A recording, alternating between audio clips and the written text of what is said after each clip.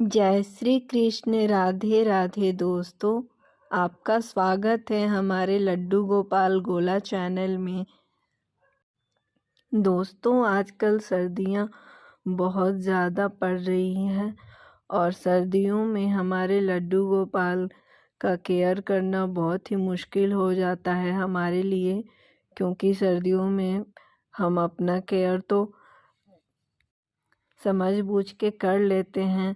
हमें पता होता है कि हमें किस चीज़ की नीड है अपने परिवार, अपने घर में हम जैसे रहते हैं, पर हमें लड्डू गोपाल की चिंता इसलिए करनी पड़ती है क्योंकि लड्डू गोपाल हमें खुद से बोल नहीं पाएंगे कि हमें क्या क्या उनके लिए करना चाहिए। तो हमें उनकी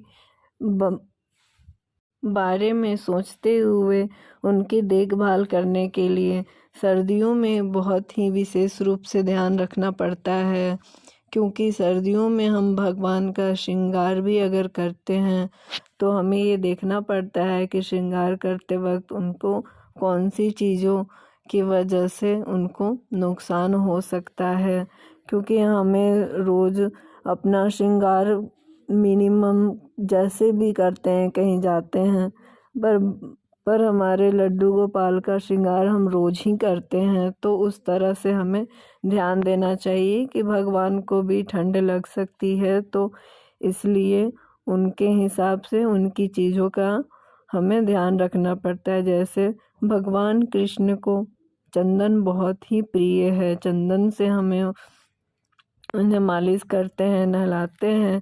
पर ये गर्मियों के लिए तो सही है, लेकिन सर्दियों में चंदन का लेप नहीं लगा के स्नान करवाना चाहिए, क्योंकि चंदन ठंडा होता है और हमारे लड्डू गोपाल को ठंड लग जाएगी।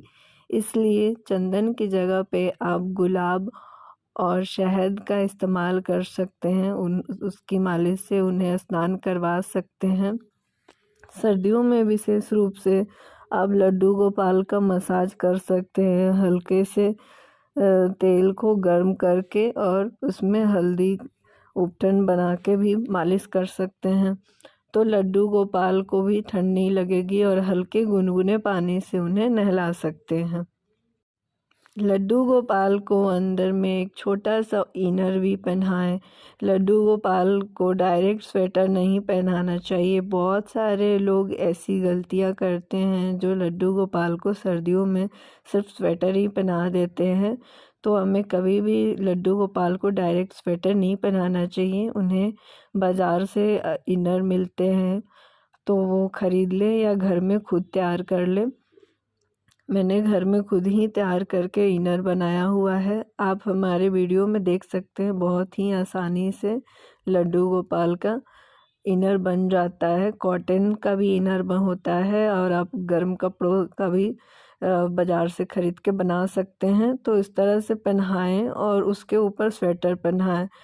स्वेटर अगर गर्म है, मोटी है, अभी मौसम बहुत ख़राब हो रहे हैं, बारिश में अगर सूखते नहीं हैं कपड़े, तो लड्डू गोपाल का बहुत सारे स्वेटर रहते हैं, तो आप उन्हें चेंज कर सकते हैं। आपको उन्हें डेली धोने की ज़रूरत नहीं है, इससे स्वेटर ख़राब भी हो जाते हैं। तो आप उनके इनर को रोज़ चेंज करते हैं तो वो धो के सुखा सकते हैं। इनर पतला होता है, सूख जाता है।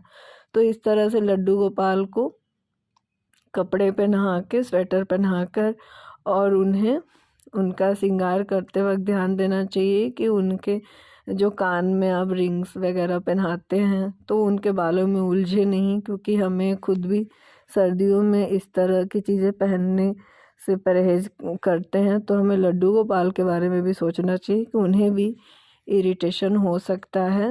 तो इसलिए हमें लड्डू गोपाल को हल्की फुल्की कान में चिपकी हुई सी रिंग्स डालें, या ना भी डालें तो कोई वो नहीं है, क्योंकि कैप के अंदर तो वो छुप जाते हैं।